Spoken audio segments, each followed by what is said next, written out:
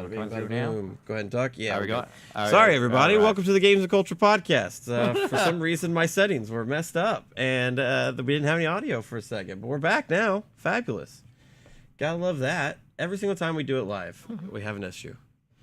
Mm-hmm. This is what the people of Saturday Night Live feel like all the time. The anxiety of going live. But anyways, welcome to the Games and Culture Podcast, beautiful people of the internet. This is a fuck it, we're doing it live episode, literally. We both have the day off from Memorial Day. Thought this would be a little bit more fun than your average just upload video, and it already started off that way. So fabulous, fucking fabulous. You can't write this stuff. This is grade A TV. We're in league with the greats now. Are you sure? In league with the greats of fuck ups when it's live. Fabulous. We're in Absolutely fabulous. I don't know if that puts us in league with the greats, but that's What other podcast on the internet has a fuck it, we'll do it live mentality? That's my question to you, dear viewer. Everything's so edited and so like pre-recorded. Not us this time. Every other time, yes, but not this time. Not this time. Raw, unfiltered opinions on the hottest news in gaming. I mean, we still do that anyway. I mean, that's true. That's true. But now now it's live. We got a great show for you today, and by great I mean horribly depressing. As it always is. There's going to be a lot of shitting on Bungie. There's going to be some shitting on Randy Pitchford. We're going to shit on some Microsoft a little bit. And then towards the end, we're going to shit on Waffle House. So everybody's getting some today. Yeah. Everybody's getting some today. We got hands for everybody. Yeah, and rated E for everybody. Yeah. Except not this show. Just our fists. Yeah. But as we start off every episode, we talk about kind of what we've been playing. Clair Obscur, obviously, is what we've been playing. Obviously, Nick more so than me. I've taken a small break. I've taken a small hiatus from it. I've been playing some other shit, which is wild. Which is wild for a game like this, because I'm in Act 3. So I'm in Act 3 now. Typically, you do these things ahead of me. You beat Metaphor and Dragon Age before I did. Yes, it's been a very busy month for me, so because I love Clair Obscur so much, I know that it's been very hard for me to get into it for multiple hours of time. So I've been playing a lot of smaller stuff. I rediscovered my love for Pokemon cards. Been doing a lot of that. Also, just have been hungry for a Pokemon-esque experience. So I've been playing Coromon, which is a pretty competent Pokemon clone, to be honest, because Scarlet and Violet's shit, so I'm not going to play that. I've thought about this. I might go back to play a little bit more of, because I haven't beat the second DLC in Scarlet and Violet. I'm thinking about doing it on my Switch 2 when it comes out next week, just to see if it runs it better. If it runs it better, because if it runs it better, I think that I can muscle through the DLC.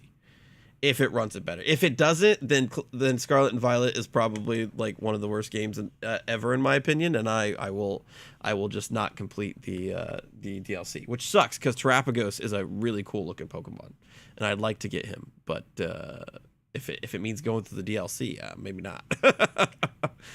I mean, Scarlet and Violet are in such a bad state. Yeah. That I don't even know if Switch 2 could fix it, because I don't think it's a power issue of why those games are. I think part of it is a power issue because of how badly optimized the game is. So I think more power will smooth out some of the rough edges, but it's still not going to fix the world design. It's still not going to fix the bad UI. It's still not going to fix all the bad stuff. But if at least I can play it without tons of frames dropping and the crazy pop-ins, maybe it could brute force some of the issues. Yeah, maybe enough that I can finish the DLC and put it to bed forever. But valid. Yes, you have been playing Clair Obscur. I think you're the one that needs to talk about it a little bit more, because my feelings on the game are known. You were a lot more tepid during the last episode, So have some of the issues worked out in your opinion? Yes. So the temp I was at the beginning, I was struggling with the dodging stuff. I still think the window that it says the dodging window has is a bit shorter than they give it credit for. The parry window is short, but they were upfront about that. But in regards, even with the dodging window, I've found the tempo now. I'm just dodging pretty much everything now. And that was really like one of my few issues of the game, so that's kind of been resolved at this point.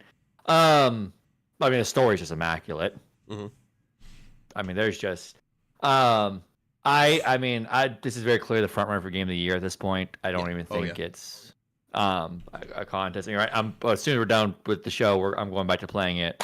The only really nitpick I would have now is, this is a minor one. I mean, they could patch it. I don't know if they ever were planning to.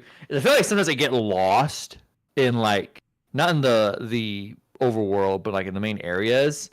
I would kind of like a mini map, just where something. So for sure. Yeah, because there's multiple times I'm like, I think I've been here before. So again, that could be resolved pretty easily. And I on that same idea, I think they need to change up the actual map. You can't like select things on the map. So like when you open up the map and you're like looking at maybe an area that you can like go into, you can't scroll over top of it to see the name of it. Yeah, that would be nice. So because I can recognize a name, but there's so much that looks very similar in the overworld map that being able just to scroll over it and see the name of it. Oh yeah, I've fucking been there. Cool. I can move on. But yeah, it's a little yeah. So but very minute things. Again, a patch could fix these. Yeah. So, but again, the story is just immaculate. And now that I've found combat wise a team that works for me, although I'm changing out because originally I was going Verso CL Luna, and right now I'm attempting to bench Verso for Malel, and now I'm just shitting out damage nonstop. That's what I fucking told you.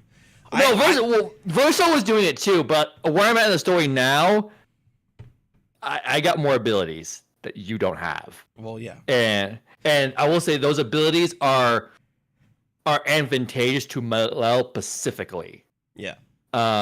So like I said, I gave her that katana that you get after completing the Coliseum that starts you in Virtuoso stance, and I just fucking merc shit turn 1, and if it survives, it doesn't survive another turn.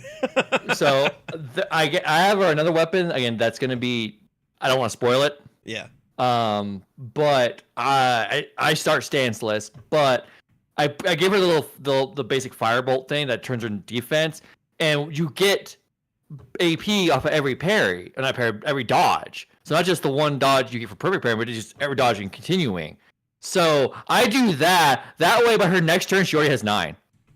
So it's like, okay, now I'm just gonna do whatever the hell I want to do, and you ain't doing shit about it. Yeah.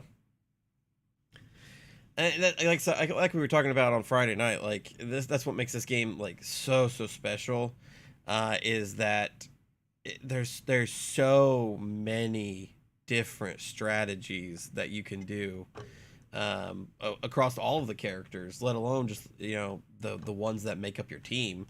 Even when you sit down and look at your team, each individual person has several different archetypes that they can choose from, and then even beyond that, whatever luminas you have equipped will also greatly change your style of play. So it's insane how deep this game is, how competent this game is, and this is Sandfall Interactive's first game. The power of fucking passion, the power of having a clear idea and working towards executing that clear idea, and not getting bogged down in a bunch of other shit. We'll continue talking about what other games we're playing, because we're going to return to Expedition 33 in like a few minutes. So let's kind of like let's talk about the other games, give their time in the sun real quick. I've been playing some Marvel Rivals. That's been terrible. Yeah, it's not been the dive comp is rampant this season, and it's just a. That's not even the worst thing that they've tried to do. Did you hear about the Well- ranked? Did you hear about the ranked ticket thing? Snafu. Yeah. How about that too? Mhm. You can there's a loss protection in Marvel Rivals ranked mode. Plenty of other games have this. Like after so many matches, you get basically a free match. Like if you lose, it doesn't go against your rating or anything like that. Marvel Rivals floated the idea of selling these in the form of events and passes and stuff like that. So essentially, you are paying to be protected from losses. But what that actually means is your fucking trolls can troll without getting penalized for it. The first time I don't remember if they ever said anything, but the first time they implemented those things, it was in a free pass. Yes. So you weren't paying for it. I know. I think people may have got upset because they thought they were going to pay for them later, but they can work on it. They're not going to charge for these things. But again, the idea is still stupid. I think it's also a band-aid on Rivals' other problems.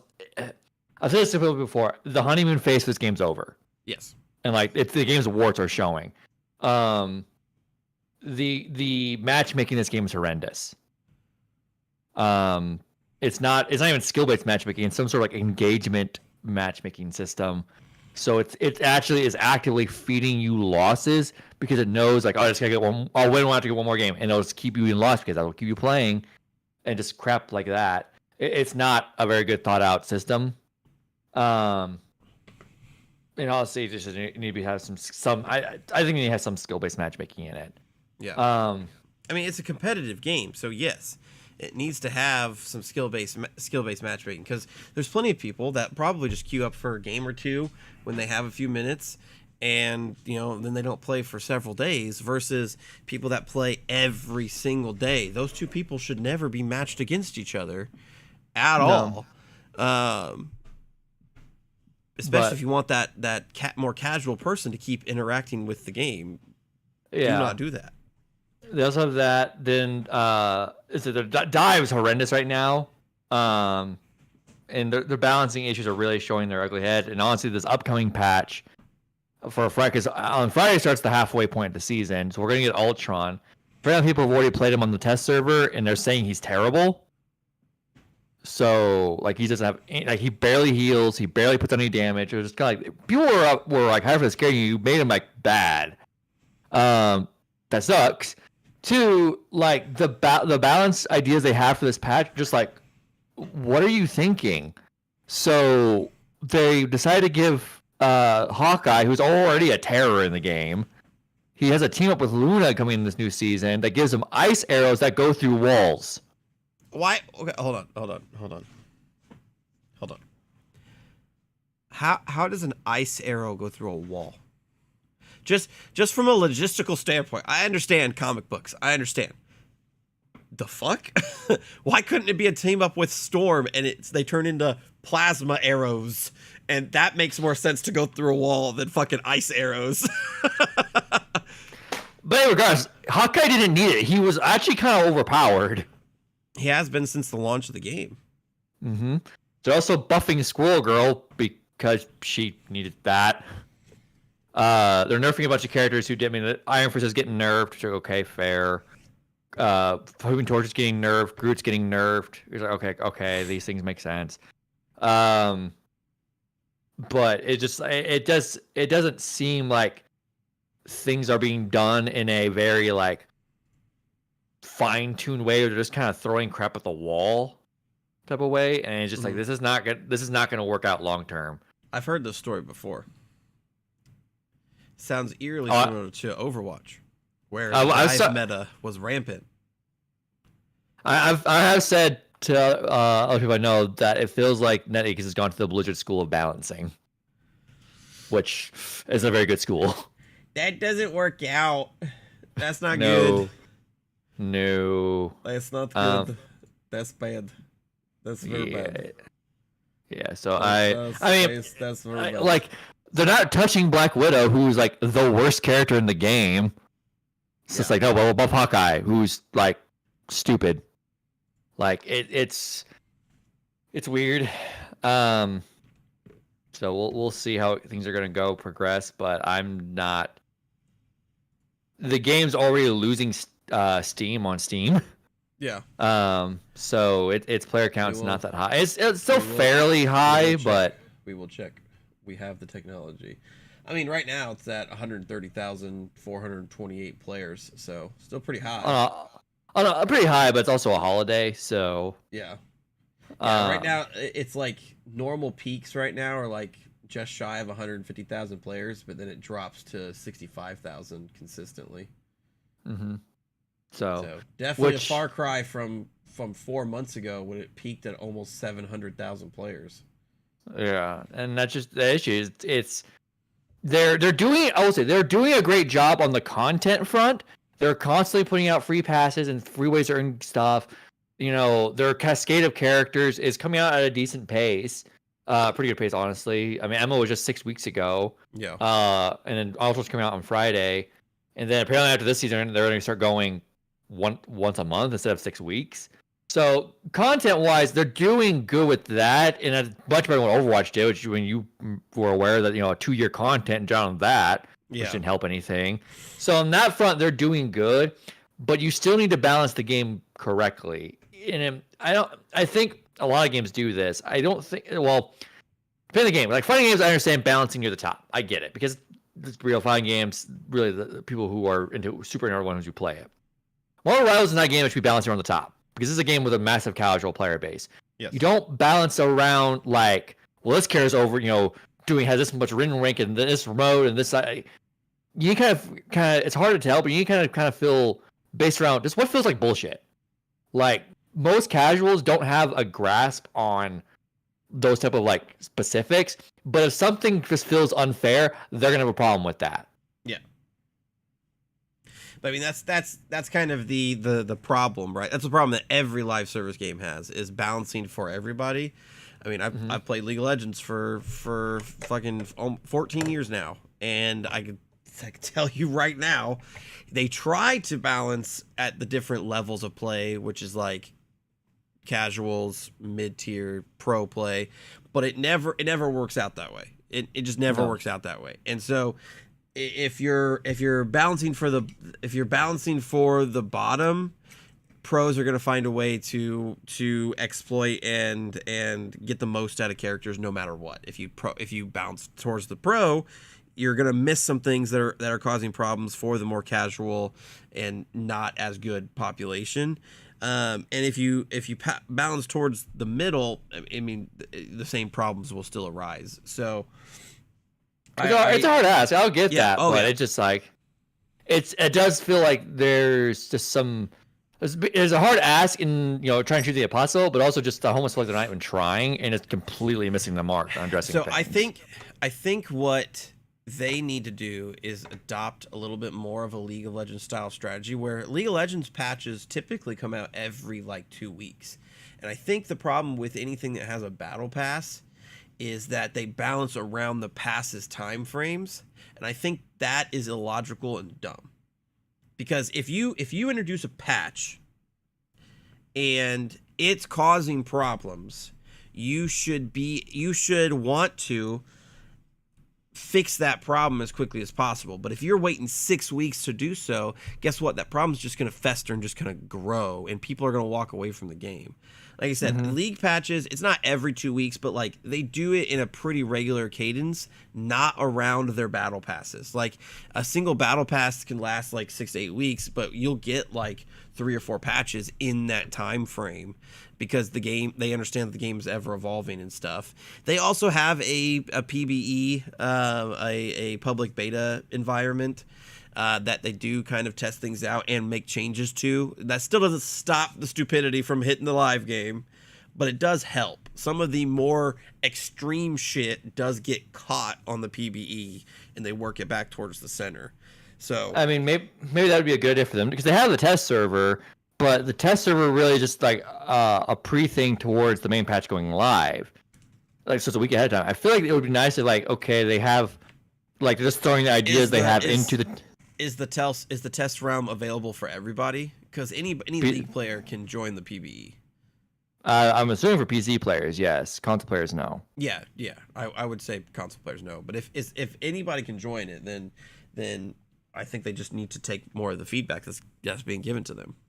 Because if you have a ton of people saying of different skill levels saying that Ultron feels bad, then he should never make it to the live.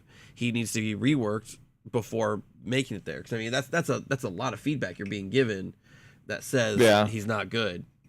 No, and there's been plenty of champions in League that's happened to too, where they're either too strong or too weak. People say shit and they get changes before even releasing. Does that stop a lot of them from being stupid when they release? No, but it does help. Yeah. Well, I said, I mean, they've done that. I mean, Black Widow's been bad since the game launched, and she's not getting the help she needs. Like, and we're buffing Hawkeye, which just doesn't seem. It seems counterintuitive. That also could be just because nobody's playing Black Widow. True. I don't know. They're just these are a bunch of issues, which is not an excuse. Don't get me wrong. It's not an excuse. But if nobody's playing her, then maybe she's not as high priority as fixing some of the other issues. Yeah, I said there's just a bunch of issues going on, and I said I don't think they're addressing certain characters that need fixed, but also not doing exactly what they need. Like also like Spider-Man, they nerfed his uppercut punch. Which again slightly helped, but that's not the problem with that character. But in a weird sense, like Black Widow just does not have a good kit at all for this game. For sure. Spider-Man's playing an entirely different game than the rest of the cast is, and it feels like bullshit because how fast he moves. So there should have been other things to address, in a sense, his speed, but instead of his uppercut. Because in a sense he can just escape constantly, and you just never know where he's at. Yeah. So again, they're a lot of times they're looking at the right character, but they're not doing the thing that needed addressed. Yeah. So we'll see. I'm hoping they can turn the ship around. Although my patience is beginning to wear thin with the game. So we'll see what happens in the future. What else have I been playing? Playing a little bit of Fortnite. Fortnite's new season is pretty fun. It's all Star Wars. Yes, I've seen. So AI Darth Vader saying some crazy shit. I'm very iffy on the AI Darth Vader thing. Like, on one hand, I get it. Like, James Earl Jones signed off on it, and his family's estate was okay with it. It's like, okay, that's what he wanted. So I get that. On the other hand, I just don't like AI voice acting. Yeah. So my problem is, so if he signed off on it, I don't have any question around the ethics of it because he signed off on it. It's not like a studio taking advantage of a voice actor and using their voice without their permission. James Earl Jones gave his permission, so I'm fine with them doing it. The problem is that it's a learning AI that has been saying some crazy shit that James Earl Jones would never say. So I think I think they should remove the learning AI and just have him say Darth Vader lines. Like, some of the shit's funny. Like, fucking Darth Vader reading his McDonald's order, fucking funny. But I've seen some other clips where he said some pretty just awful things because he was prompted to by the awful people playing the game. And, like, that's where we draw the line. That's not cool. James Earl Jones would never say that. Darth Vader would never say that. Like, come on.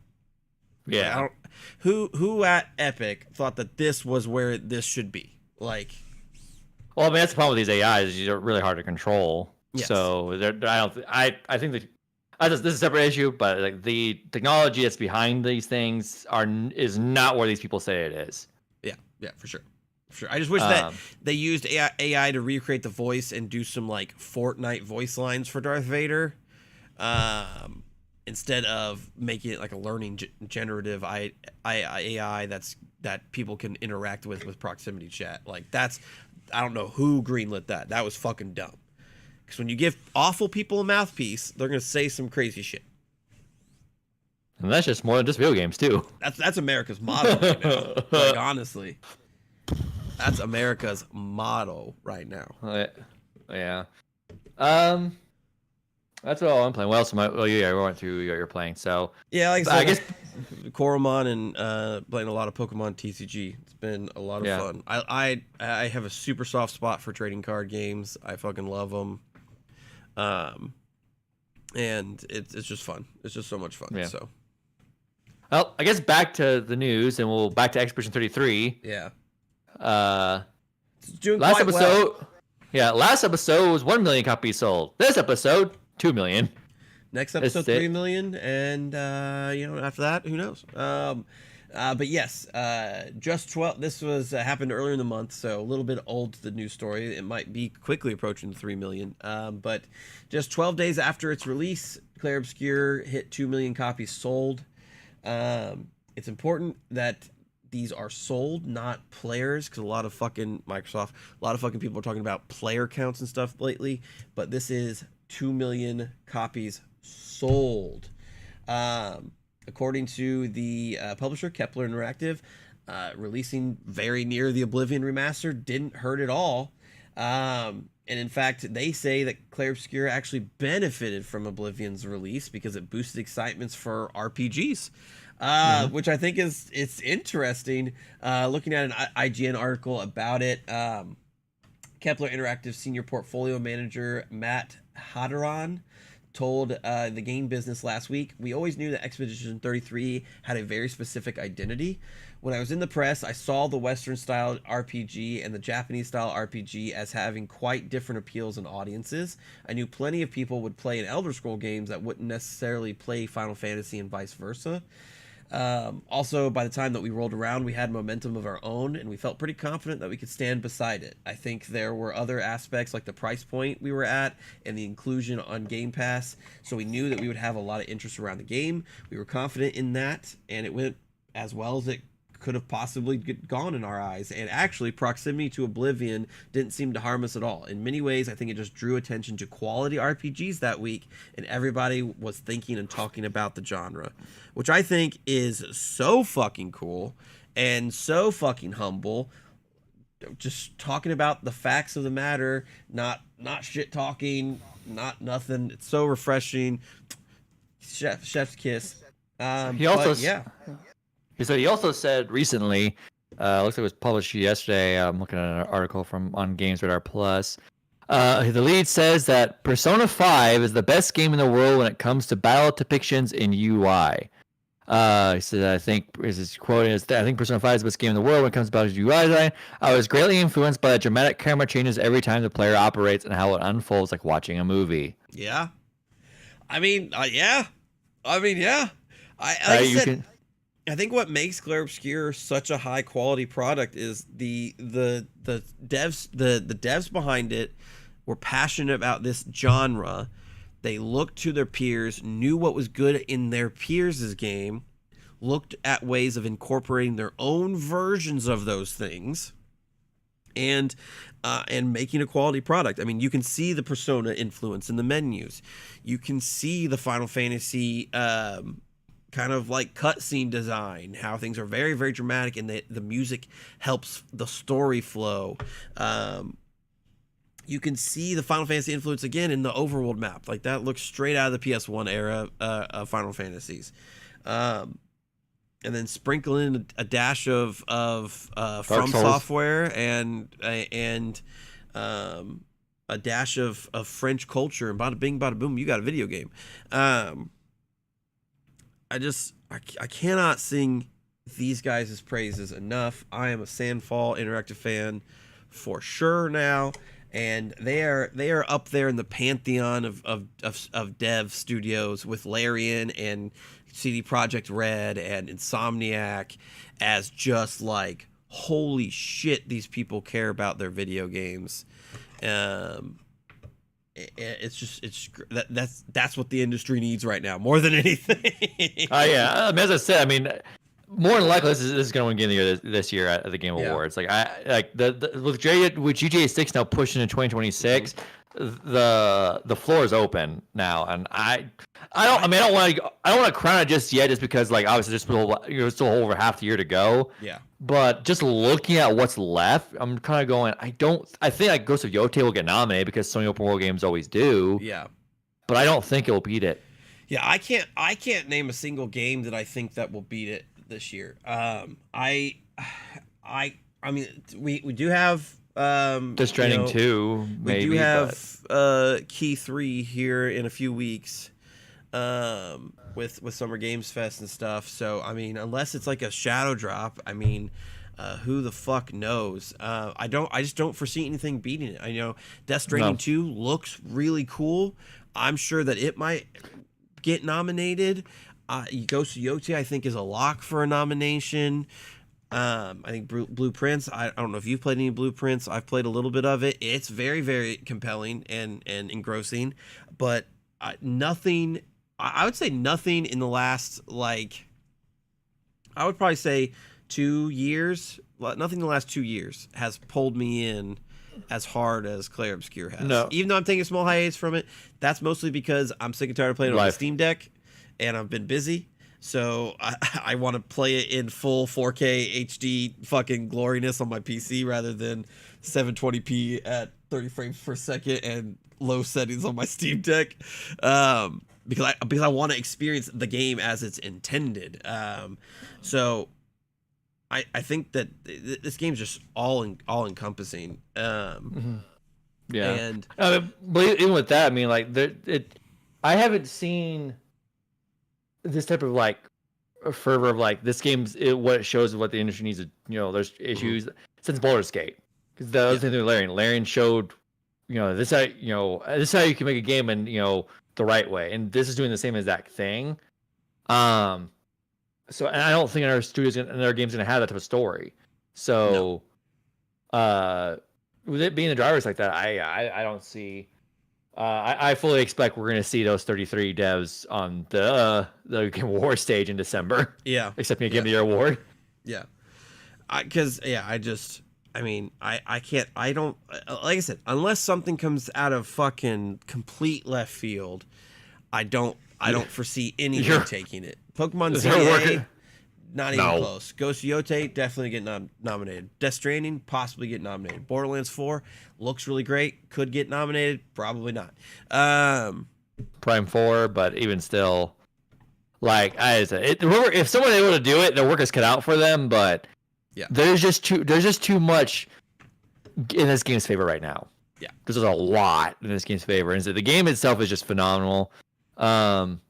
I'm in an interesting section of the game now where I won't spoil it, but it's definitely things have changed a little bit how things are going. So in a good way, but it definitely it's not what I expected. So I'm like, oh, so there's still a lot more game to go. Oh yeah. Oh yeah. The game is dense. I mean, it's a RPG inspired by the classics. So God, I hope it's 70 hours long.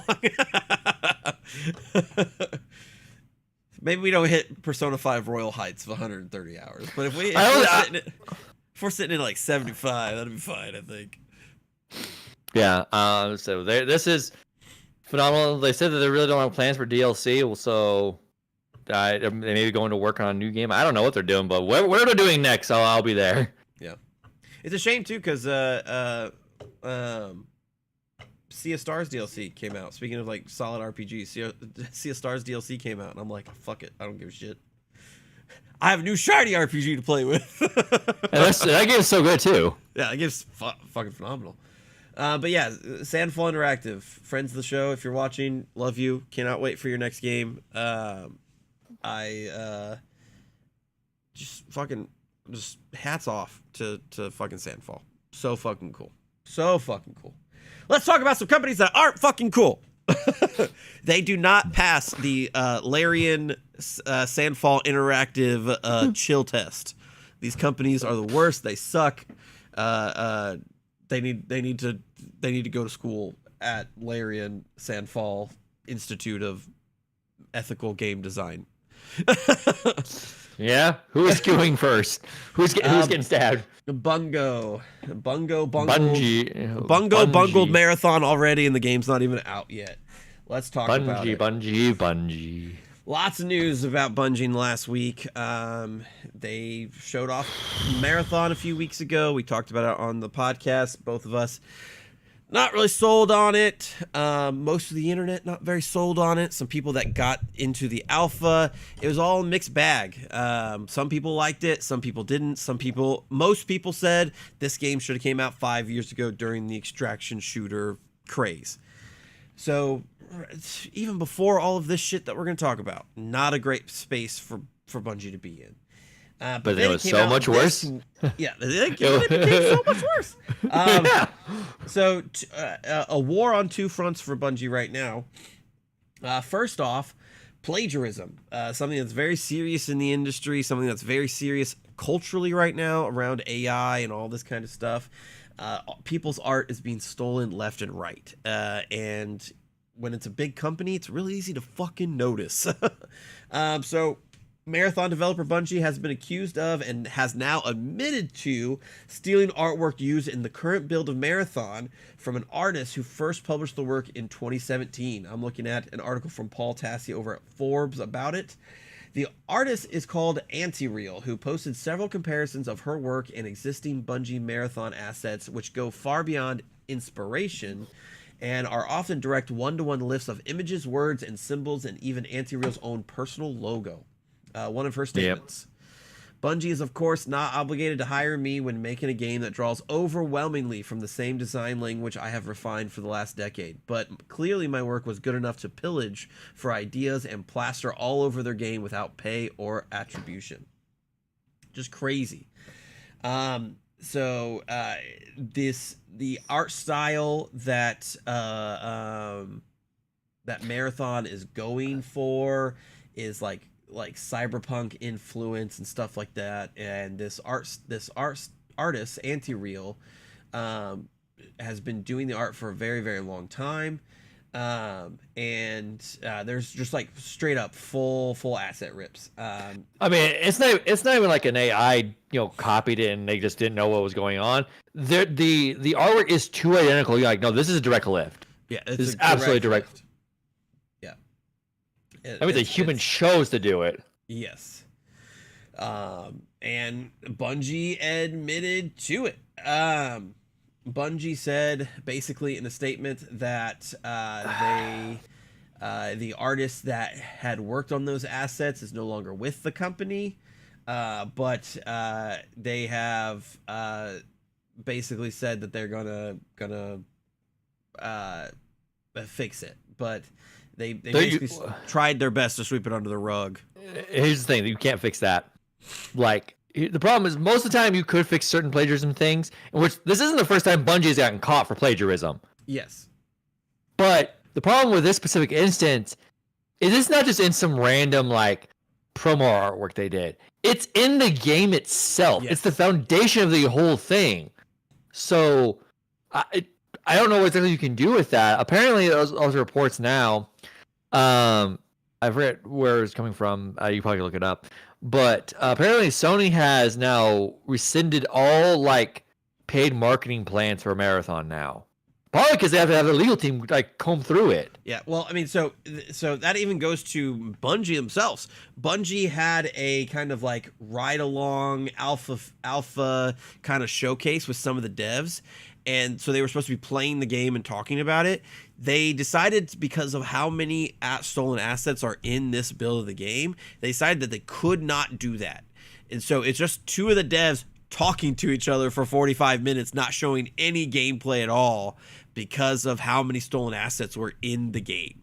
Paul Tassi says in his article here, I've had serious doubts about Marathon's ultimate viability in the PvP extraction shooter market for a while, and doubly so after an underwhelming closed alpha a few weeks back. But to lose the one point of pride about how cool the design work and the aesthetic is, and this perception is now seemingly etched in stone, it feels almost backbreaking for the game to continue.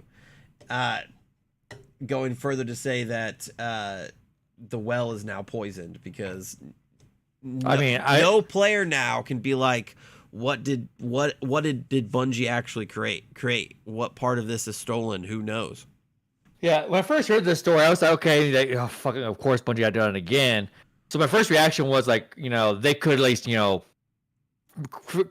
make a corrective mistake. I can't talk. Make a corrective on this and be fine. But then I look deeper into it, like, no, this is again, it's too baked in. Like, this is permeating the entire game. I don't know how this thing can see the light of day at this point. Like, just from a legal perspective, how bad the plagiarism in this. And with Sony pulling back marketing, I think what's going to happen, and I think Sony is going to step in and go, no, this game's getting. I think first thing Sony gets to delay this game, and maybe gives Bungie. I'm 50-50 on whether they give Bungie time to try and fix it, or they say this game is just too. As I said, it's too poisoned. Like it's so permeated throughout that the only thing they can legally do, in a sense, is just scrap the entire thing. I don't know that they will do that. I think what will happen is that Sony will let Bungie hang themselves on their own petard and then come in and take over. Because right now, I think the takeover is inevitable at this point. There's absolutely for sure. But I think what will happen is they'll just let Bungie hang themselves, and then Sony will come in and be like, we are fixing things, because then that gives Sony the PR of being the savior. I think that's why so many people wanted the Activision Blizzard deal to go through with Microsoft, because Microsoft was stepping in as like, we will fix things, and we all know how those kind of things have happened, which we will get to it later in the episode. But I think that's kind of what Sony will do, is let them hang themselves and then step in and go, no. Yeah. We let you do this for too long. It's done now. The scale between Bungie and Activision is vastly, yes, a wide gulf. So that's why kind of Sony's able to get away with it. But the thing is, I mean, I do agree that's possible. The only difference is this time around is because of the plagiarism. This is like a legal issue. Yeah. So it's possible Sony just can't let them release it because I'm sure what's happening right now at Bungie is Sony is saying scrub everything, no logos, no nothing, and then saying maybe go back through it and make some shit up. But the problem is, what if they scrub everything? What remains of the game after that? Because it's so caked into it. I don't know how this game exists without it. I mean, I think it's going to look very bland and not like itself, but I think that's what Sony is willing to do to kick this game out and then take over Bungie. Either way, whether they cancel it because there's no legal way they release it, or there is a legal way for them to release it, it's not going to do well. Like, no, Sony will be taking Bungie over by the end of this, and it's weird. It's weird that that's the best case scenario for Bungie at this point. Oh yeah, I mean, but it is, as we'll get to right now. The plagiarism wasn't the only shit that Bungie found themselves in this week. Looking at a GameRant article about it, ex-Bungie employees allege toxic work culture, citing humiliation, mismanagement, and greed. As reported by game journalist Destin Legary. Sorry if I mispronounced that. Looking into kind of what's been going on the heels of Bungie dealing with the marathon art theft controversy, game journalist Destin Legary posted a nearly 10-minute video on YouTube reporting that several ex-employees had been spoken to. One of the main takeaways from the interviews was several allegations from ex-devs claiming Bungie was harboring a toxic work culture.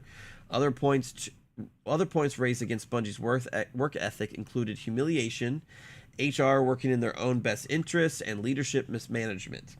Furthermore, another employee stated everything happening to Bungie is because of greed. Following reports claiming staff were pulled up about monetization, with an added emphasis on the fact that the studio wasn't overly concerned by the players in the community. Just crazy. I mean, I'm not surprised by all that stuff. We've heard horror stories from Bungie about that. Yeah. And this is probably $4 billion Sony wants back. Not just PlayStation, but the Sony Group Corp wants back, because this is a nightmare at this point. It's been a nightmare since they were acquired. It has been a nightmare. Multiple rounds of layoffs in 2023, multiple rounds of layoffs in 2024.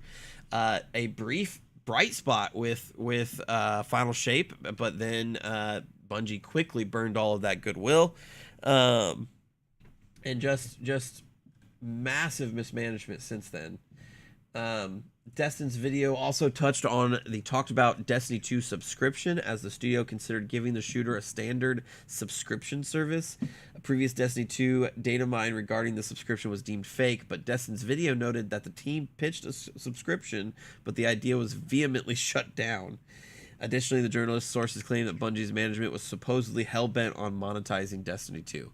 So that paints Bungie in a much different light, because when Bungie acquired itself back from Activision, a lot of people are like, oh, thank God, the monetization in Destiny is going to be hampered down a little bit. But it seems like the greedy powers that be had different plans. So I think a lot of... I mean, it does beg the question now that Activision was willing to break off with them. Sony has to clean up their mess. Microsoft gave them up. Was Bungie the problem all along, even when they were with Microsoft? I mean, who's to say? I mean, I remember distinctly every Halo game going through multiple rounds of delays when Bungie was making them. It's very possible that Microsoft had some inside knowledge and passed on it. I mean, in hindsight, we look at Microsoft passing up on Destiny, going, "Oh wow!" I mean, the game's not the biggest game on the planet, but it's still huge. But I mean, I wonder if Microsoft knew what was going on, because I mean, yeah, this is now Sony's mess to clean up. They are $4 billion in the hole. I don't think that they've made much of that back, if any. The idea about buying them was turning Destiny into this multimedia kind of thing, which I don't think would go well right now, because I think, Destiny's hemorrhaging players.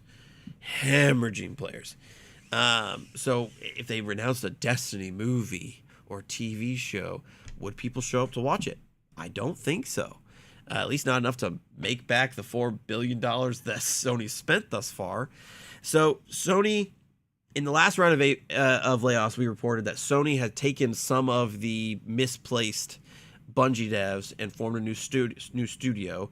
That new studio is called LFG now. They're working on a live service kind of project type thing. And so that was kind of our first step of seeing Sony kind of take over some shit. I fully believe Marathon comes out and the Sony hammer strikes the day after. They got to take back control. Yeah. I think we'll see Bungie CEO leave. I think we'll see another round of layoffs because they're going to be budget cutting. It wouldn't surprise me if they do that before the game comes out, though. It could. I mean, it could also. I mean, it could happen in the next couple of weeks. Honestly, with I mean, Sony's gonna be active with PlayStation, stuff. Is next week. You have Days of Play sale. You got the showcases and upcoming. Yeah. They may just want to rip the Band-Aid off so they can focus on the good news. Yeah, and I mean, here's the thing too. I'm sure that they had planned for Marathon to have a heavy presence because they have to get players in. Otherwise, this game's dead on arrival, and now they can't because of all the plagiarizing. Yeah, no, I who knows? I mean, I'm curious what Bungie's future would look like, no longer being independent and being, in a sense, becoming a PlayStation studio under Herman Hulse, because they're not right now. But that's it. You'll be working for Herman Hulse very soon. Yeah. I don't know what it's gonna be like. Part of me wants to be optimistic and be like, yeah, they're gonna be a little bit more focused, and things are gonna come out, and things are gonna come out well. Maybe Destiny gets a better direction for itself. But I mean, I really don't know. There's such a culture problem at Bungie, and it's just like the amount of cleaning you have to do to try and scrub it all out. It's going to be a Herculean task. Like, all of our management has to go. Like, all of them. Yeah. Like, you probably have his name, but like the head of Bungie, Pierce Parsons, but he's had so much crap about him where he's like buying cars and Pete shit. Parsons. Yep. Pete Parsons. Yep. Like, he's got to go. Like, all these upper management people got to go. Like, and in essence, what Sony should want is there's no more middleman between them and the devs. Yeah. Just a mess. Heart goes out to the Bungie devs. 'Cause I know a lot of you are working real hard on Marathon, and a lot of these calls are not yours. I know a lot of times it seems like when we're shitting on the studio, we're shitting on the whole studio. That is not the case. The devs that do their jobs every day and make the great games that we love to play, they are never the problem. It is the upper management all the time, every time. So it's people like Pete Parsons. Would love to have you on the show and ask you a lot of fucking really hard questions that I'm sure that your lawyers would not let you answer. You're a horrible, horrible man. As he drives away in all of his like 60s fucking sports cars, because he's awful, awful man. Speaking of awful, awful, Microsoft. Fucking Christ. Earlier this month, Microsoft is cutting 3% of its headcount, which is about 6,000 people. I heard 7,000. I mean, this might be an outdated article. It's from last week. Yeah. So 6 to 7,000 people. They said in a fucking normal ass shit. I'm quoting CNBC article here. We continue to implement organizational changes necessary to best position the company for success in a dynamic marketplace. So, typical CEO. Yes. Corporate slap.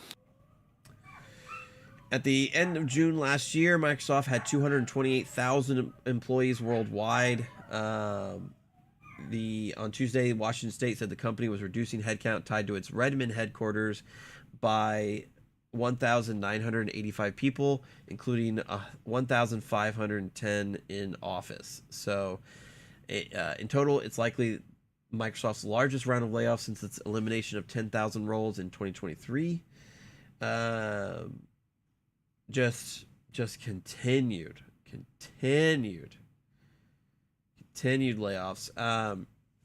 Now, I am saying Microsoft here, so it is Microsoft making these changes. I think there was some word that it had affected the Xbox teams. Yeah, it affected every division of the company, but no specifics were given to how it affected each division. But yes. Xbox was affected because it's one of the divisions, obviously. So, we don't know exactly. I mean, again, Microsoft's always been a cutthroat company, and I mean, I don't know if they didn't buy Activision if they could have avoided this. But, I mean, they're just getting hit over and over and over again because you spent $70 billion on a publisher. Yeah. Earlier this month, Microsoft shares ended trading at $449.26, the highest price so far this year. They closed at a record $467.56 last July. So they're not hurting for money. No, they're not. It's Microsoft because, again, we've kind of discussed before. The difference between them and Sony and Nintendo is Nintendo is that that's all they do is video games. Sony, they do more, but their main thing is video games at this point. It's the main money revenue generator for them. Yeah. Microsoft, that's not the case. That's never been the case. Xbox is a pet project. They spent $70 billion on the pet project for some reason, but it's a pet project. The main thing is Windows. Businesses use Windows. Like, I use Windows at my job. I'm assuming you use Windows at your job. Absolutely. Yeah, because Windows business is everywhere. That's the main moneymaker for them. So this we're probably gonna have regardless, but again, just shows the untold greed because Microsoft is the second highest valued company in the world behind Apple, and sometimes at certain moments they surpass Apple and become number one. So it's ridiculous that this is the case. That they are up that high and have to lay people off. And I've heard horror stories that apparently a lot of these people were chosen through AI. So there are people who worked for years at the company, who had awards for the company, laid off because the AI said to lay them off. Like you couldn't just even do the right thing and make sure lay off what was actually redundant and go through piece by piece and make sure you're not laying off, the hard workers. But now you just AI said okay, bye. And again, how do you? Microsoft's in Xbox is in a kind of a good spot right now in terms of its output, But like, We'll put quotations around good. well, I mean, like as a third-party publisher, I think they're doing okay. Yeah, for At sure. this point. Yeah, that I agree with. Yeah, for sure. Yeah, but well, with regards to that, I mean, we've kind of talked about it before. I really think there will be another Xbox, but that's the last one. I think they will be done after that, and I think they'll pull the plug on it fairly quickly.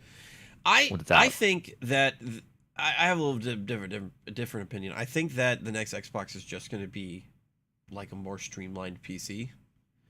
I mean, I don't even think that. I think the next Xbox. I think the one they're talking about in a handheld, and the handheld I probably got leaked in some sort of like. Well, the handheld is just an Asus ROG Ally,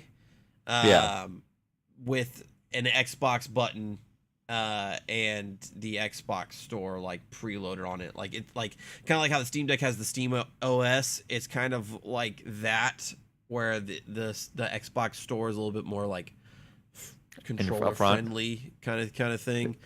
But that's pretty much it's just a branded ROG Ally. That's pretty much all it is. Yeah, that I think what's possible is also the next Xbox really isn't even like a console in a sense. It could be a streaming box, like a Fire Stick. So, but regardless, I think that's the end. I think most of the time, I think they're gonna be shipping to a third-party publisher fairly soon, like full-on shipped. Oh yeah, Gears of War is coming to PlayStation this August. Yeah, we didn't talk about that yet. But Forza is already on it. It's Indiana selling Jones, well. Yeah, Indiana Jones on it, selling well. The last pillar to fall is Halo. And it's a win at this point. It's a win at this point. Yeah. So, but in regards to them being a third party, I think they're doing okay right now. They're putting some good stuff. Doom's reviewing well. Stuff the Midnight reviewed well. Forza and Indiana Jones are selling well, so they're Oblivion's doing well too. So they're doing some good stuff. But again, I question like, how can your devs, these are creatives, how can they really give their all to a game like the crew of Expedition 33 did when their job's hanging in the balance by an AI who just might go, meh, you're next. Sorry. I mean, no rhyme or reason. I mean, even less than that. They're just hanging on the whims of single people and AI. Mm-hmm. Like literally anybody can make the decision to lay off you. Like, like I mean, they laid off. They closed down Tango after releasing Hi-Fi Rush. Like, there's just no rhyme or reason. So, I don't know how to tell this. There's so many people there at Microsoft Studios now, with considering all they have. But it's just like, God, I don't know. I feel like we're approaching a point where they just might. I don't know. It just seems like there might be some bad things on the horizon because it's just so much. They're overbloated at this point. Yeah. Yeah. And Microsoft's a shrewd company. Yes, they are. Because again, they're making money hand over fist. Still laid off 6,000 people. So. Capitalism got to infinitely grow. Fucking nice ass bonus this year. Capitalism has to infinitely grow. Just keep growing at all cost. Even when you can't grow anymore. Oh, speaking of growing, game prices, they're going up. Microsoft, Mario Kart, fucking World. Thanks, Nintendo. Fucking it's Mario Kart World, right? Yeah. $80. I don't even give a shit. $80, and now the domino's starting to fall. So Borderlands 4 had a really great showing at the State of Play. People are excited about it. It looks like it's gonna be pretty decent, and people are talking about it online, and even some people are talking to Randy Pitchford about it online, and Randy Pitchford is for sure talking back. And I mean, that was their first mistake, though, talking to Randy Pitchford. Oh yeah, for sure, for sure. But Randy Pitchford talked back in that Randy Pitchford way of putting his foot in his mouth and then his head inside of his ass. So in a conversation on X, fan messaged, commented Randy Pitchford. I'm quoting a Kotaku article about the incident, asking if Borderlands is going to be $80. 80. Valid question, because everything seems to be going up. Microsoft saying their games this fall are going to be $80. Mario Kart, $80. Other developers hang in the balance of where won't they $80. Everybody's kind of understood that GTA 6 is going to be hella expensive. So a valid question on that Twitter user's behalf, and Randy Pitchford responded, unfortunately. He first said that it's not his call. Which then, if that was all he said, we wouldn't be talking about this right now. We wouldn't be talking about this right now. And he's right. It isn't his call. He's right. It's Take-Two's call. It is not his call to make the game whatever price they want the price to be. So, yeah, as Nick said, if he had left it at this point, we wouldn't be having this conversation right now. But he didn't. In a second point, he said, if you're a real fan, you'll find a way to make it happen. And then he references the fact that in the 1990s, there was a game on Sega Genesis he wanted, and he worked all summer in an ice cream parlor to make it happen. Dog. What the fuck? Like, have some awareness of the world, dude. Yes. It's not the 90s anymore. Like, yes. Things are not great in the world right now. The economy is about to go to shit. Actually, not even about to. It's going to shit. And going like, oh, I can work at the ice cream parlor. Yeah, these people, the ice cream parlor ain't hiring no more. Yeah, he worked an ice cream parlor, minimum wage job at an ice cream parlor in Pismo Beach, so that he could pay for his $80 copy of Starflight on the Sega Genesis. So if you're a true fan, you'll make it happen, says Randy Pitchford. Just so out of touch, so monumentously out of touch, because holy shit, with still record inflation, cost of everything is going up because of stupid ass tariffs. Like, $80 for a game is a lot of money. That is a luxury purchase. You know, if that is what you choose to spend your money on, that's fantastic. But just assuming that everybody can and wants to and is able to is so out of touch. It's not even funny. Mm-hmm. Because, I mean, for the fact of the matter is, you can be a Borderlands fan and not have the money to spend on Borderlands 4 when it releases at $80 in September. Like, buying a game on release does not make you a fan of the game. Financially burdening yourself to play a video game does not mean that you are a fan. You can be a fan without doing that. But apparently not according to Randy Pitchford.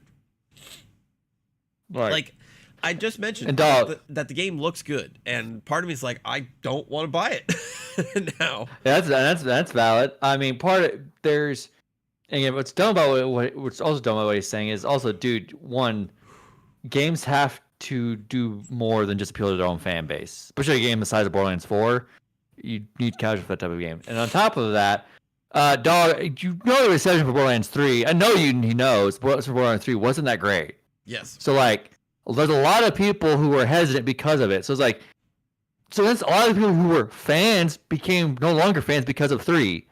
So or at least more tepid about the franchise. Yeah, so you're kind of trying to work them back when trying to pull them back into the fold. Which that showing state of play actually did, make me like, okay, this looks kind of good, because I did not expect 3 at all. Yeah. So, but he's always been like this. He always just puts his foot in his mouth. I'm more shocked that. I'm more shocked that I'm not surprised he said act like this way, because for sure.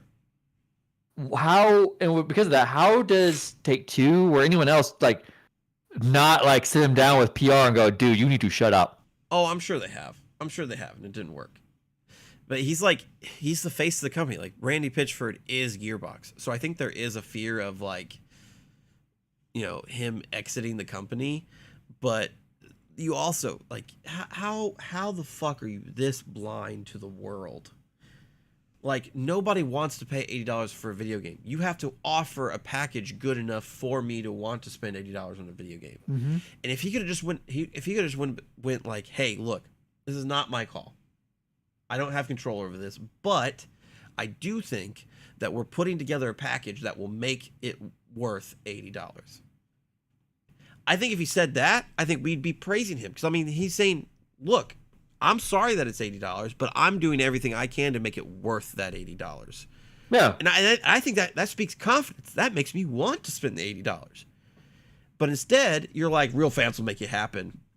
Buy your copy. I'll know if you didn't. Like, and I'll make sure you don't get to buy t-shirts anymore or whatever.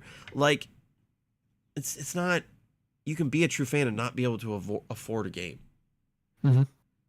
Like, and he's saying things like that, like, it's the price of games. Things like, let's look at the 3 highest rated games this year. X-Men 33, $50. Blueprints, $30. Split Fiction, $50. Yep. None of which are the full $70 premium bullshit price tag.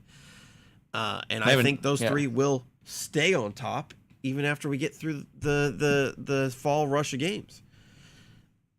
And maybe Night Rain goes up there, but even that's not full price. So, nope. So it's just ridiculous. I hate gatekeeping of all kinds. I think it's stupid. But like this is like the worst kind of it, because you're basically saying if you don't buy Borderlands 4 at $80, you're not a Borderlands fan. So if you get it for Christmas, if you don't buy it and you get it for Christmas from a loved one, not a Borderlands fan. If you don't have the money for it, not a Borderlands fan. If you wait for a sale, not a Borderlands fan. If you buy it a day after launch, still spend $80, probably not a Borderlands fan. I'll have to check with old Randy to see if he approves of that, since someone didn't buy it day one. Since someone couldn't make it happen on day one. It's just stupid. Why, in your fucking heart of hearts, why did you think this was a good idea to say?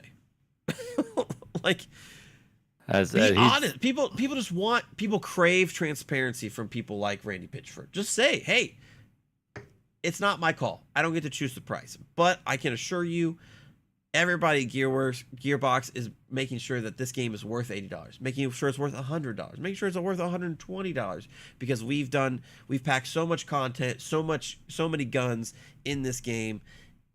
You're gonna feel fine spending $80 if that's what the price is. Because again, this is all hypothetical. There's not been a pricing announcement. The game could be $70. And then all of this was for fucking nothing. Because the game will be minimum 70. I'll guarantee that. It'll be minimum 70. Yeah. I think it will be 80. I think this will be 2K's attempt. I think both NBA 2K and Borderlands, which are 2K's biggest releases of the year, I think both of them will be $80 to test the waters ahead of GTA's release. Because I think if they get away with 80, they're gonna up the price of GTA 6. That's what I was saying. Yeah, if they can up GTA 6 further if they up these now. Yeah, exactly. So, Randy Pitchford's a fucking idiot. Makes good games though, but he's a fucking idiot. Thanks, Randy. As Sandfall and Larian and CD Projekt Red and Insomniac and a lot of times Nintendo have proven, you can make a great game, and not be a fucking idiot. Something to learn from the Sandfall Interactive Larian Studios Art of Ethical Gaming course. Coming to schools all across the world. Let's get into our last story here, a feel-good story for the episode. Trying to sprinkle these in. Oh, go ahead. We have 2 more. We have 2 more stories. We have 2 more? I'm forgetting one. Yeah. What about Superman. Superman. Okay, yeah. Okay, so the Waffle House stuff was the feel-good story. But Superman's also a feel-good story. So yeah, let's talk about Superman. I said we do Waffle House first. I was gonna say we go. Oh, you want to do Waffle House first? Okay. Well, yeah. Because I don't think it's a feel good story.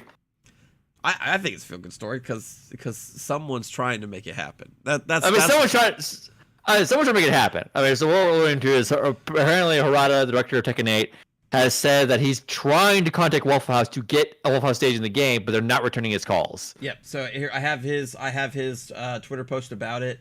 Tatsuhiro Harada said in a Tekken post, in a Twitter post about it. To be honest, within the bounds of what I can say, I fully understand your guys' requests. That's precisely why I considered taking on this challenge. In fact, I've already been thinking about it quite a while ago.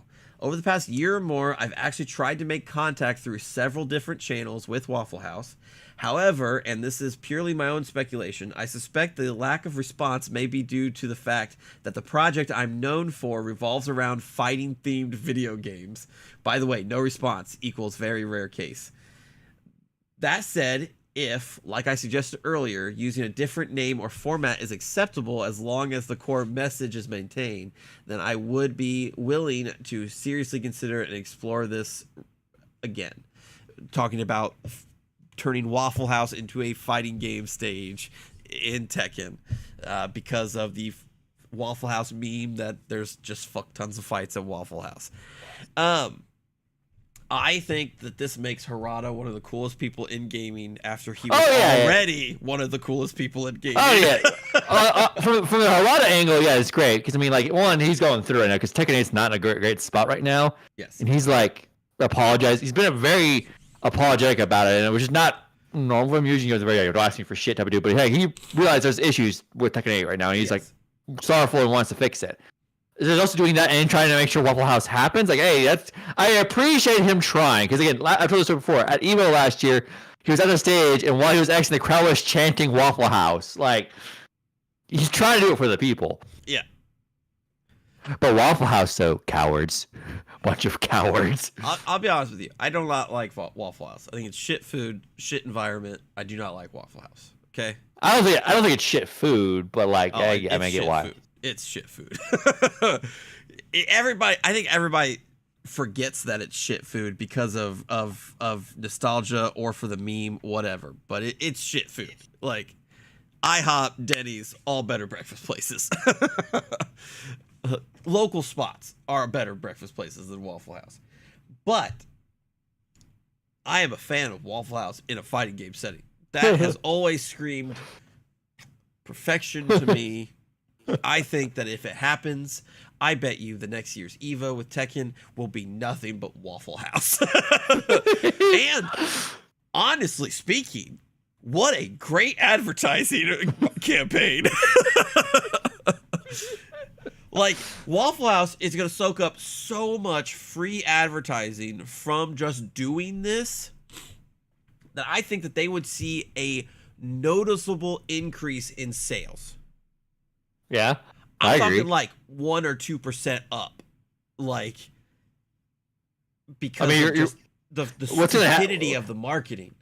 What's gonna happen is Tekken cosplayers are gonna start showing up at the Waffle House. I don't give a fuck. Take out your fucking phone, post it on the Waffle House Instagram account, rake in the dough, baby. Like, it seems so stupid to not do this. I know, that's my problem. That's what they, they're cowards. Like, this just screams marketing perfection. Like, there's no way that this is not just upsides for Waffle House. If you do have a bunch of Tekken cosplayers show up, strike a couple poses, that's just free marketing. You just take a picture of them, post it on your Instagram, and say something along the lines of, look who showed up to fight over this kind of meal at Waffle House in wherever. Fucking marketing students across the world would be studying this for years down the line about how perfect marketing it is. I mean, they don't even have to do anything. Because one, development has to be done on Tekken's side to make the stage. And also, I mean, yes, it would cost money. And they'd probably cut a deal like you get, X amount of the profits for the stage. So, like, you just have to go, okay, here's a likeness. I get money. It's literally just licensing out the Waffle House kind of aesthetic and the name. That's all it is. That's why Disney stopped making their own shit and licensed all of their shit out in terms of video games, because they just wanted to make money without doing any fucking work. This is just free money for Waffle House that Waffle House is just like, We don't know nothing about them video games. We don't want to be a part of them. I heard that they're the devil's work.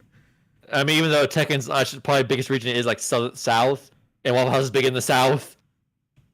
Like, come on. It's literally perfect marketing. Like, fucking SNK just put Cristiano Ronaldo in a game. The fuck marketing that is. This is literally marketing perfection. Other fast food restaurants are going, I'd like to be in a fighter video game. Like, I remember Arby's did that wave of marketing where they were like making their boxes into anime characters and shit. Like, I thought that was cool as fuck, but this is just on a whole nother level. I mean, Red Bull's doing marketing with Street Fighter right now. Well, Red Bull's always done marketing for video games. Red Bull's a sponsor of multiple esports leagues. So they're ingrained in video gaming. The point is, like, it just works. Just give them the stage. All you do is license it, and Harada takes care of the rest. Yep. And you occasionally have to have cosplayers in your restaurants, but you can use them for marketing as well. It's fine, you know. I don't understand why everybody's got to. I understand why they wouldn't just want to take part in this. It's super weird. It's super weird that they wouldn't just give him a call back. Even just to say no, if you didn't want to do it, just give Harada a call back, and maybe an explanation why, because then he can tell all of us, the fans, and we can put it to bed or burn Waffle House to the ground. It's one of the two options. Fans are kind of crazy sometimes, you know. We can't burn Waffle House to the ground. That's stuff used by the government to test, disaster zones. So I don't know. I don't know if we can tear down the Waffle House. They're ready for it. The cockroach of restaurants. You can never. One can never fall, for it is mighty. There's literally a government Waffle House disaster scale. Like, if it's is it fully open? Is it partial menu? Is it fully closed? That's how bad things are. If it's fully closed, run. Yes, that's true. That's true. So that you know what that means? Waffle House would for sure survive a couple Tekken fighters fighting inside of it. There's no reason. There's no reason. But yeah, let's talk about Superman. They released the next trailer for James Gunn's Superman, and I mean it's just superhero perfection. I don't know what else to say.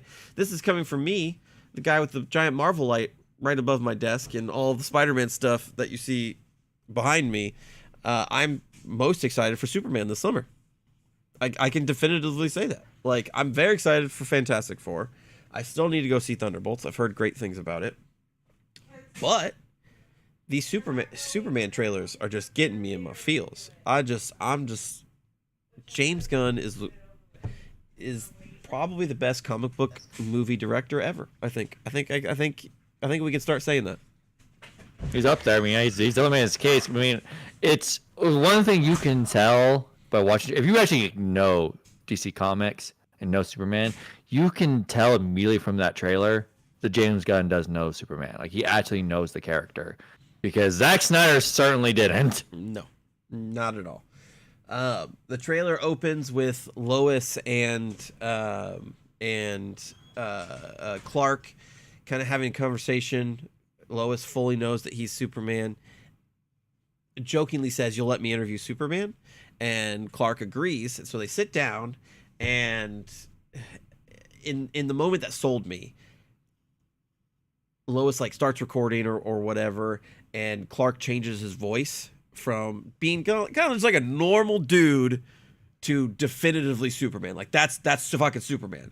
Like, he kind of just sits up a little bit straighter and lowers his voice just a little bit. It's not like a major change or anything, but it just oozes the voice of Superman. Like, I think back to Justice League and Justice League Unlimited and the Superman cartoon, and I'm like, yeah, that's that guy. That's that fucking guy. And they kind of get into an argument about some of the things that happened. The trailer cuts quickly to, obviously we can't show it because we'd get sued out the ass by Warner Brothers. but it cuts to like some of these like disaster scenes, like a building falling down and Superman's kind of like racing to catch it, and some things. So obviously something major happened, and Lois is grilling him, and Superman kind of gets angry, stands up, and is like, I tried to save people, firmly establishing Superman's whole identity in a heartbeat. He's trying to save people because he's a fucking hero. And they cut to that scene of him saving the girl from all the broken glass from the first trailer. They show quick shots of Hawkgirl and Mr. Terrific and Guy Gardner, who are also in the movie. They show Crypto. Fuck yeah. Fucking Crypto. They show the Cave of Solitude that Crypto is guarding from some of the villains, which is super cool. So we get Crypto fight scenes, which I'm super fucking pumped for. Honestly, if they make a Super Pets movie, I'm there day fucking one, man. Crypto, Ace the Bat Hound, fuck yeah. But yeah, it's just a great trailer showcasing Superman being fucking heroic. The actor that they picked for Superman, I don't know his name, I'm gonna look it up real quick. I think that he's great. He looks great as Clark. He looks great in the Superman suit. I think that he has that certain kind of down-home charisma when he's Clark, but has that kind of like mature, stalwart hero personality when he is Superman. They even show his parents, and they're urging him to be a hero, which is in contrast to Zack Snyder's Kent family, who told him not to be Superman, basically. So this is just a fucking win across the board. I think a lot of people have been waiting for Marvel to kind of revive the superhero genre after years of kind of more a tepid response. I think Superman is going to revive people's excitement around superheroes because it's just going to be so high quality. David Corenswet is who plays Superman and Clark Kent. Fucking awesome. Nicholas Hoult as Lex Luthor, I think, is a great casting. He was like one of the few bright spots in the X-Men movies before Fox merged into Disney, and he looks great as Lex Luthor too. I'm so excited for the movie. I am a stalwart Marvel fan, and I love DC Comics. For me, DC Comics has been really just the Batman show, because I think his stories are written with a certain level that nobody else can really get to. I've heard really good things about Flash and stuff. I haven't read a ton of his stuff. I read some of it. I've read a lot of Superman stuff too, and when portrayed correctly, Superman is awesome. When Superman kind of leans into the absurd, that's when I kind of get taken out of it. Like in the comics, he lifts infinity. Like, what the fuck does that even mean? But like, this seems to be such a grounded kind of like, this is what Superman is kind of portrayal, and I'm so excited for it. Well, yeah, I mean, I've heard that James Gunn is basing the Superman off of the comic line All-Star Superman, which is one of the biggest Superman storylines ever. Again, so he knows exactly where he's going with this and what Superman's supposed to be. Is that you can, as I said at the start, you can feel that he knows. And like we said, he probably is the greatest like comic book like director. Yeah, because the Guardians are great. All three of the Guardians movies are good. Well, the magic is that he took the Guardians who weren't a household name, and now everybody's grandma knows who Rocket Raccoon is. Like, there's a certain level of finesse that comes with taking something unknown and making it great. But now he's taking something that nobody liked and morphing it into something that has people excited. And I think him taking on Suicide Squad proved what he could do, because everybody knows Suicide Squad 2016 is fucking terrible. One of the worst movies ever made. To then make a movie with the same title, basically, except he slapped "the" on the front of it, and people came out in droves to see it, showed people like, this is what I can do. And now this Superman movie, I think, is going to be the perfection of his formula around making great comic book movies. And I truly think Marvel's going to be punching themselves in the dick going, why the fuck did we let him go? We need him back. We need him back now. Holy shit. I don't think WB's gonna let him go at this point. Oh yeah, no. Warner Brothers is hemorrhaging money, and they're making a lot of last bets on James Gunn. Not a bad bet to take. I wouldn't be surprised if James Gunn gets listed as like producer or something on the Harry Potter show that they're working on, because like if he could save DC, Warner Brothers is like, he could surely save Harry Potter. let's not say Harry Potter. Let that die and burn. I'm just saying Warner Brothers is like, oh my god, he's the panacea for all of our ailments. I mean, yeah, he can solve greed. I mean, but the best thing would do would just be, fire David Zaslav and have James Gunn be CEO of WB. See, I wouldn't want that, because I want him boots on ground making these great movies. That's true. So I think that is a good idea, but I think that the movies will suffer because of it. So I want him boots on ground. We just got to get somebody else in the CEO chair. But yeah, Agreed. Superman, fucking, I'm super excited for Fantastic Four. Do not get me wrong. A comic book accurate thing is so great to see. But a comic book accurate Guy Gardner is even cooler to see. Yeah, well, Nathan Fillion rocks that haircut. I think the why is that I agree that I'm more excited for Superman than Fantastic Four. Now, granted, I've always had more inkling towards DC than Marvel. Yes. But I'll admit that for the MCU is just better put together than the Zack Snyderverse ever was. But I think why I'm more excited for Superman over Fantastic Four is Marvel's been on a bit of a downswing lately. I heard Thunderbolts was good, but still, that hasn't changed the trajectory just yet. Yeah, and there's still a lot of problems. I feel like the Fantastic Four is getting bogged down by, because I know we're going to Doomsday and Secret Wars, and it just feels like it's just being held back a little bit by all the Marvel problems. Whereas with Superman, while we know the Snyderverse was awful, we know this is a clean slate. Yeah, I do agree with that, because I know that this Fantastic Four movie is a stepping stone towards Doomsday and Secret Wars. So it just can't be itself, Yeah. And I think this Superman movie is just going to be unequivocally Superman. Like, it's not that this movie is setting up a universe, which it probably is. I'm sure that we'll get some post-credit scene about Batman or what the fuck Supergirl. ever. It's going to be Supergirl. Or Supergirl. That's the next movie. It's the next movie, so it's Supergirl. Yeah, but I mean, they could tease movies down the line and stuff. Yeah, they could, but it's the same universe. They get a mid-credit scene and a post-credit scene. It could be both, but it could. But it doesn't feel like that's the only thing that it's doing. Like, I feel like you're right. Fantastic Four is only setting up Doomsday and Secret Wars, because that's all these movies are now, is setting up the next movie. And I think back to like Phase 1. Iron Man had a post-credit scene referencing the Hulk, but it wasn't setting up the next movie. It was just setting up that they're in the same universe. And, whatever, the Iron Man movie was just about Iron Man. Like, it wasn't bogged down by setting up the next fucking movie. Which, if your property's big enough, why do you have to set up the next movie?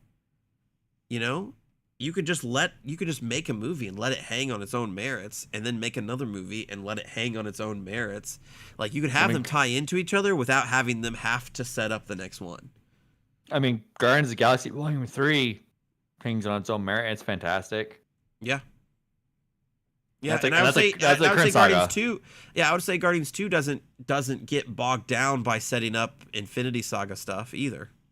No, none of the Guardians movies do. I mean, one probably has the strongest tie to the overarching saga, because the Stone is involved in the main plot. Yeah, but even then, it doesn't feel like it's just trying to be a setup. But a lot of Marvel movies right now just feel like that, where it's not even about itself. It's just setting up the next movie and then the next movie. It's weird.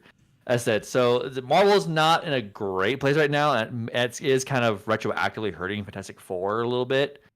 And so Superman is, yes, the past is the past, but we know this is a clean slate, so it doesn't. We're not letting the Snyderverse bog this thing down because it had nothing to do with it no more. Yeah, and I think that first trailer and now the second one just proves that. Like, it's completely different tone.